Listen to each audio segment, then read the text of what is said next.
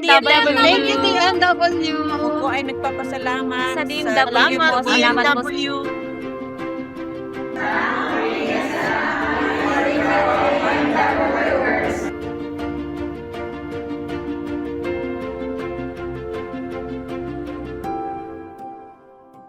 My name is Jimmy Chavez Jr.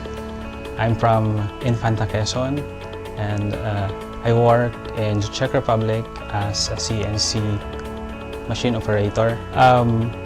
Unang-una, nagpapasalamat ako sa DMW, sa Department Migrants Worker. Salamat sa oportunidad na pinagkaloob nyo.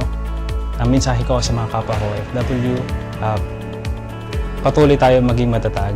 At itong sinisimulan nating negosyo ang magbabago sa ating buhay.